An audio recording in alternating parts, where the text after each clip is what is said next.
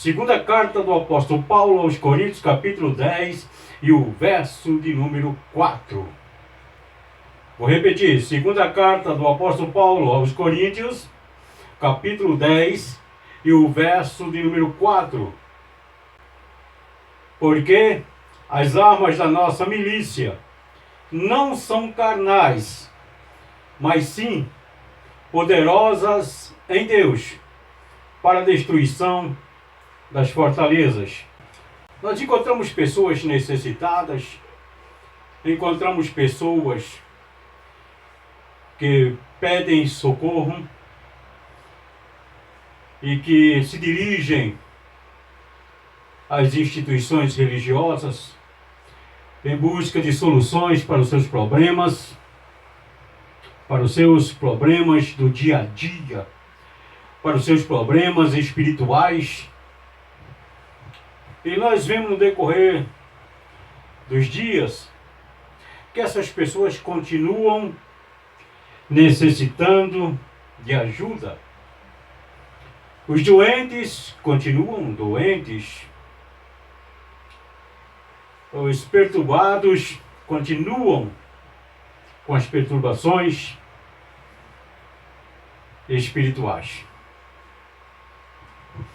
Porque o inimigo da alma humana, aquele que vem destruindo a humanidade através do pecado, tem feito fortalezas nas mentes e transformado os pensamentos humanos. Destruir as fortalezas de Satanás é necessário para que nós possamos nos considerarmos vencedores. Nós precisamos abastecer a nossa mente com o conhecimento de Deus, porque através do conhecimento de Deus, as fortalezas de Satanás, elas não são erguidas, elas não triunfam na mente humana. Quando a mente humana preenche o comportamento, a sua mente, a sua vida do conhecimento de Deus, é a principal das armas para se vencer. E para não deixar o inimigo fazer fortalezas. Porque quando numa guerra, numa batalha, quando uma das partes vence, a primeira coisa que ele faz é uma fortaleza naquele lugar. Para dali conseguir conquistar os demais. E a palavra de Deus nos mostra que no início, Adão e Eva, lá no Éden, eles viviam uma vida no paraíso, uma vida magnífica, uma vida espetacular. Mas a palavra de Deus nos diz que a serpente é astuto, porque Satanás é astuto. E a serpente usou de astúcia. Quando se aproximou da mulher, questionou a liberdade de poder se alimentar de todas as árvores, de todos os frutos das árvores do jardim.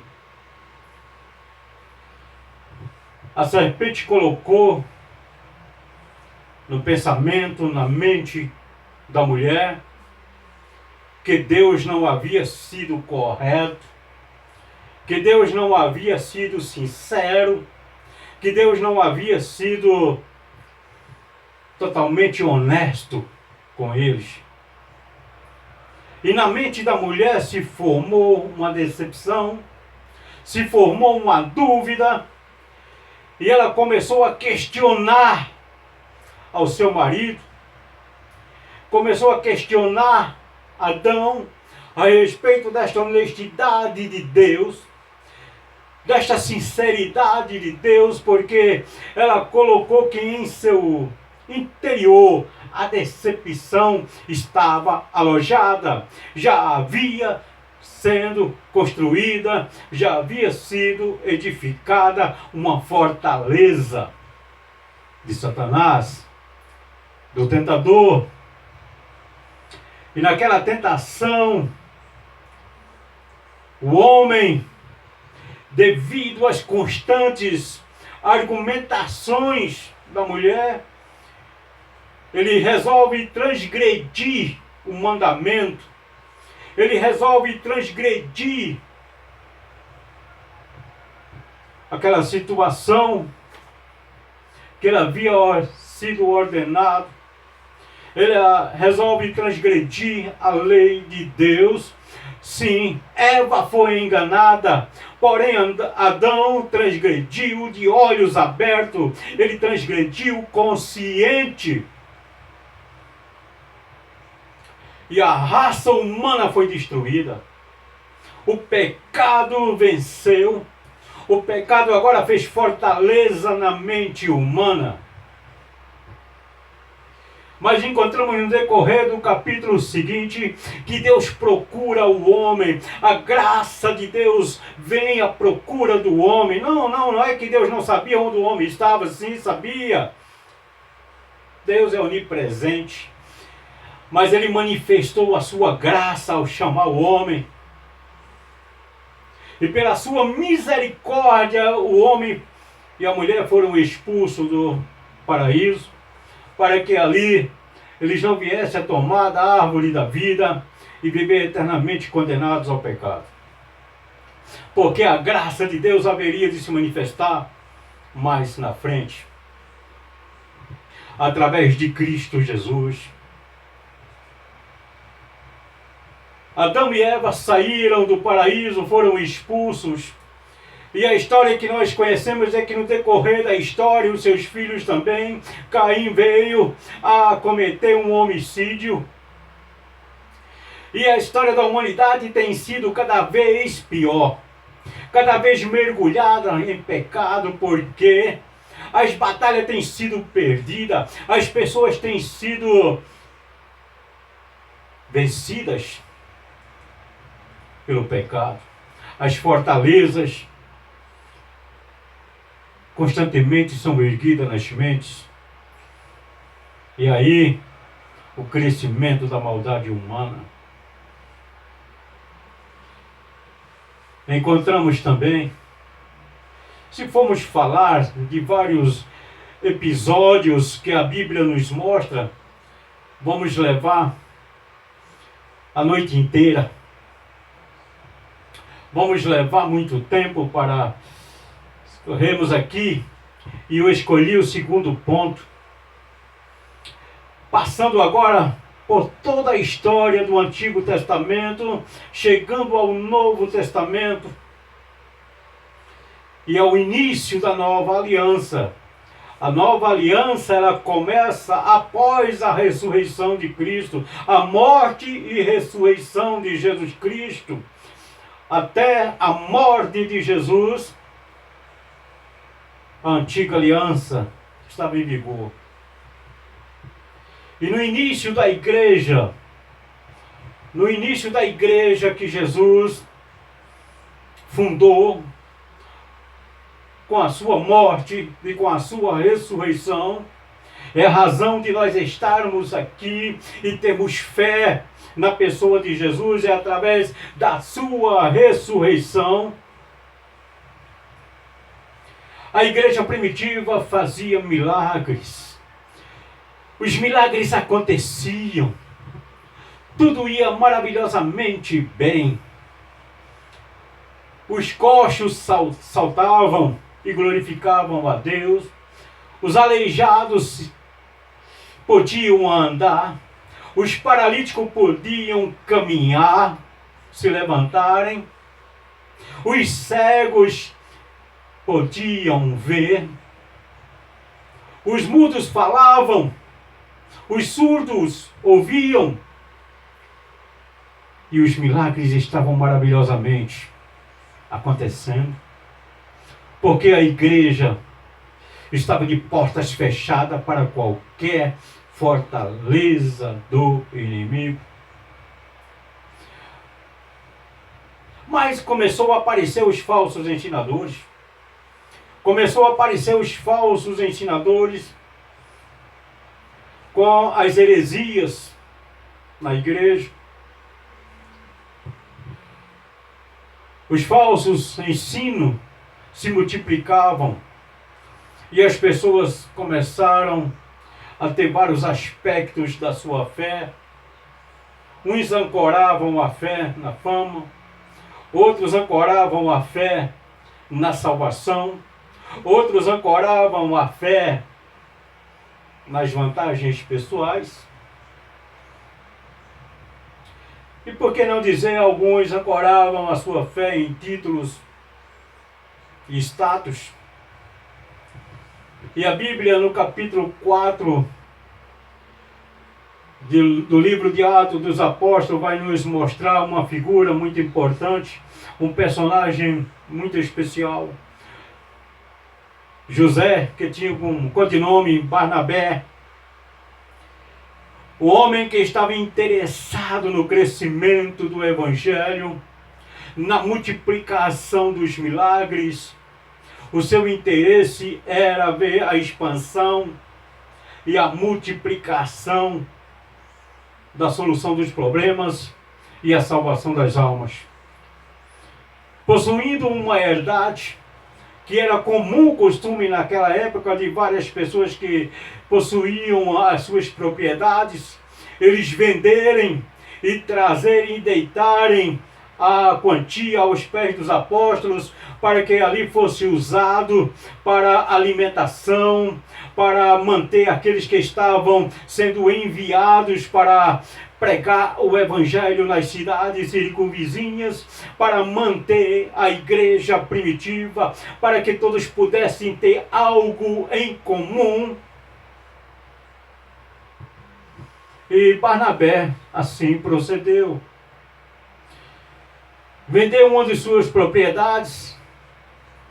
A Bíblia diz que ele, possuindo uma herdade, ele vendeu e trouxe toda a quantia e deitou aos pés dos apóstolos.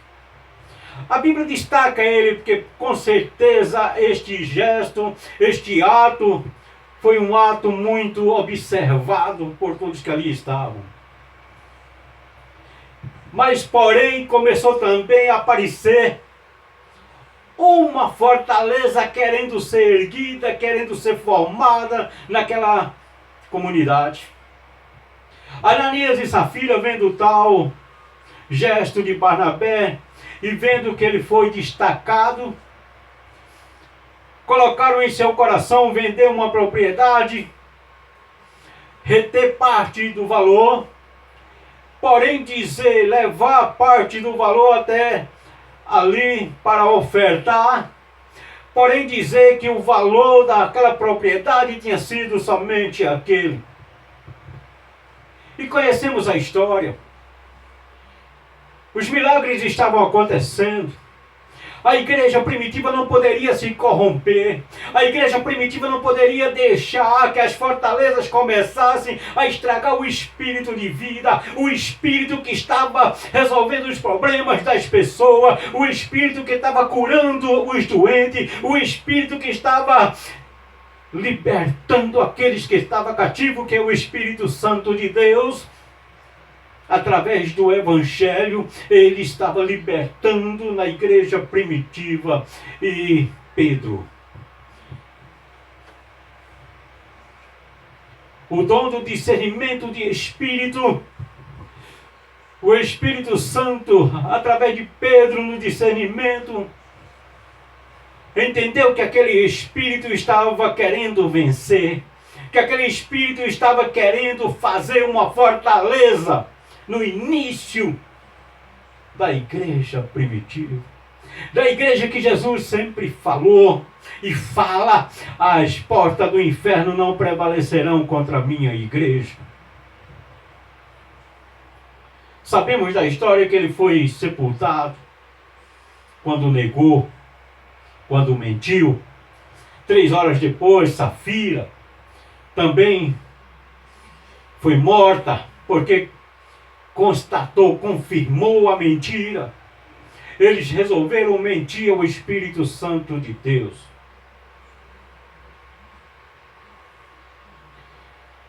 Eles pensaram em vantagem, em destaque, em status, em fama. Eu não vou dizer que hoje muitos agem assim, porque sabemos que muitos agem desta maneira.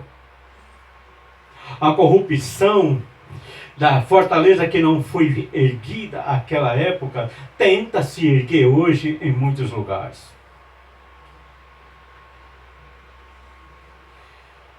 As fortalezas estão sendo construídas. Por quê? Porque queremos Deus, mas não queremos conhecê-lo totalmente. Queremos ouvir a palavra de Deus, mas queremos ouvir conforme nós queremos. Queremos ouvir a palavra de Deus, mas segundo o nosso ego. A verdade incrusta, contida na palavra de Deus, essa nós não queremos. Queremos a bênção, mas não queremos o dono da bênção. A humanidade atualmente está agindo assim. A humanidade está agindo desta maneira. Quer a bênção, mas não quer o abençoador. Quantos estão destruídos porque não há conhecimento de Deus em suas mentes? A mente humana é levada por emoções banais. Um dos principais atrativos das fortalezas de Satanás em nosso tempo tem sido a indiferença. Eu sou indiferente ao problema do outro. Enquanto não acontece comigo, vivemos indiferentes, sim. Somos egoístas, preocupamos-nos com nós mesmos. Não nem aí para os necessitados. O evangelho de conveniência, estando bom para mim, tudo bem. Vivemos de rituais, sim. Vivemos de rituais. Ensaiamos muito. Imitamos muito. Gritamos muito. Pulamos muito. E se tiver alguém para dizer glória, glória, glória, glória, glória, começa uma caição. Muitos vão cair supostamente.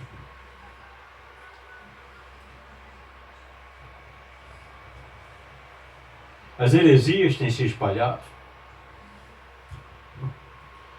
Passamos aqueles cultos maravilhosos, pulamos, suamos. Quando termina o culto, estamos cansados, não sabemos o que foi pregado.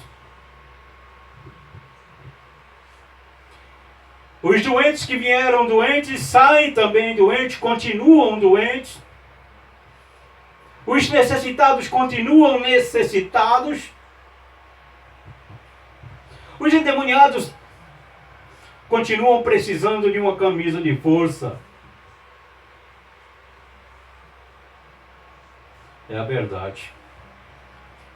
Por isso que Jesus disse, conhecereis a verdade vos libertará. No versículo 36 do capítulo 8 de João, ele diz, se pois o Filho vos libertar, verdadeiramente sereis livres. Verdadeiramente quer dizer em pensamento, em atos, em ações.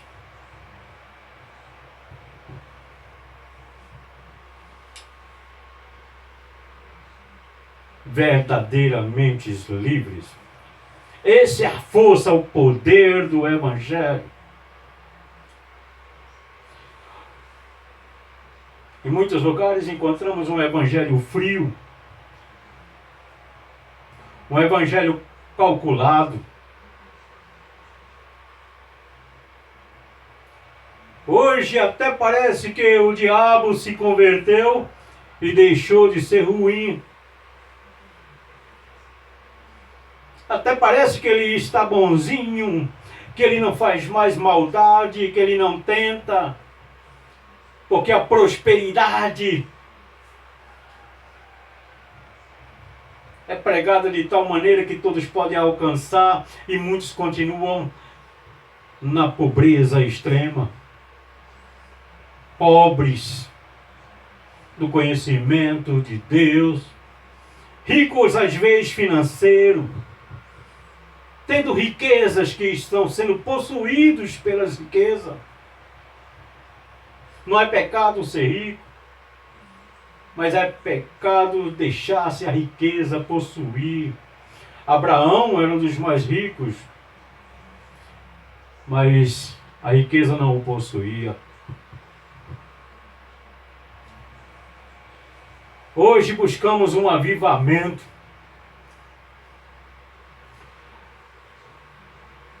Buscamos um avivamento, fazemos congressos e mais congressos em busca de um avivamento. Buscamos o avivamento segundo as nossas intenções, segundo as nossas conveniências. Convidamos, gastamos muito, cobramos muito também. A verdade.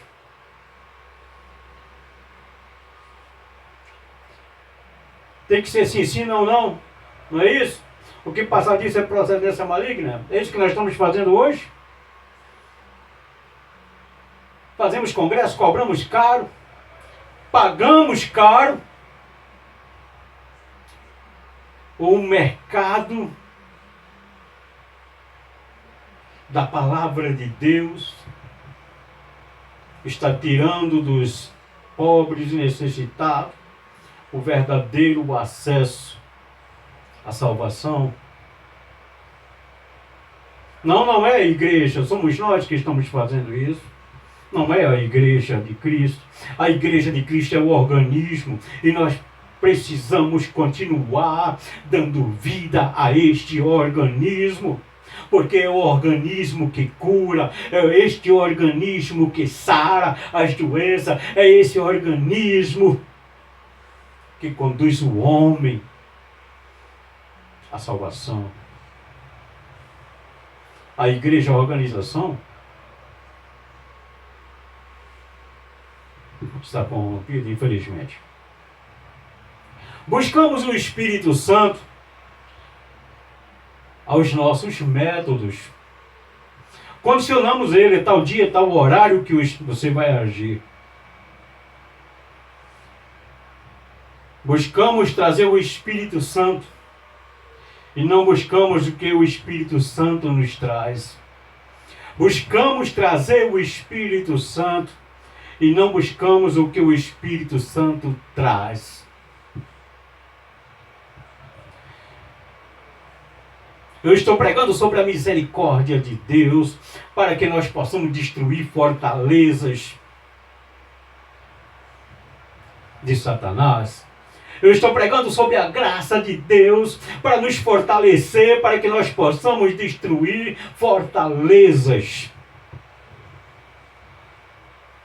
do inimigo da nossa alma.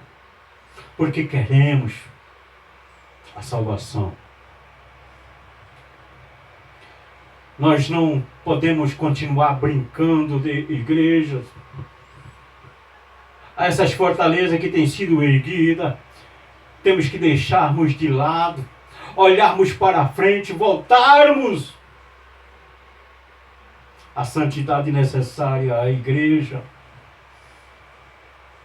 Porque o evangelho, a igreja, o cristianismo, ele se iniciou com suor, sangue e lágrimas. O evangelho nunca foi uma diversão. O evangelho custou vidas e está custando vidas ao redor do mundo. O evangelho é sangue. O evangelho é vida.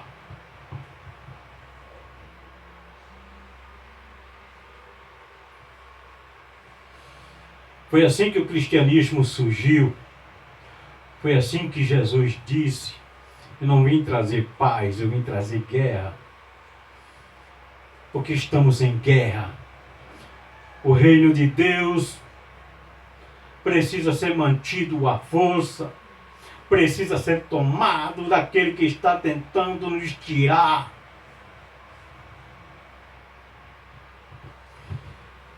Às vezes eu fico pensando, se fosse hoje, no sistema que tem deixado a sua origem doutrinária, a sua origem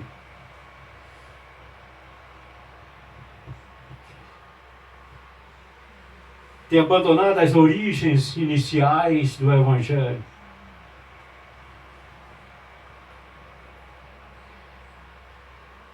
Se fosse hoje, se fosse os dias de hoje, como nós nos comportaríamos diante de um fato que aconteceu com Ananias e Safira, vendo eles caírem ali? Quantos não teriam que correr para que não acontecer o mesmo?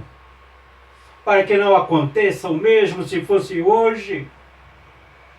Muitos tirando o Evangelho através da vantagem, o Evangelho através simplesmente de status.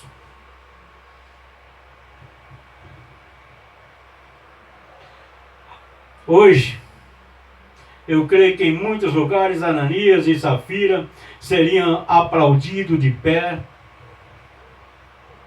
seriam respeitados.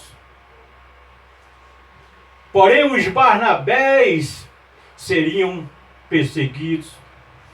Sim, os Ananias e as Safiras seriam respeitados e aplaudidos.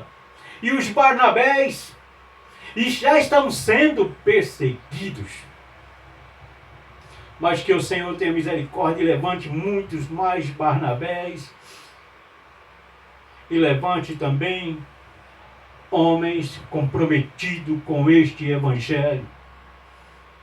Comprometidos com o Evangelho genuíno. Que o exemplo de Ananias e Safira fique apenas como exemplo, para que nós não caiamos e não venhamos a transgredir no mesmo erro, na mesma falha.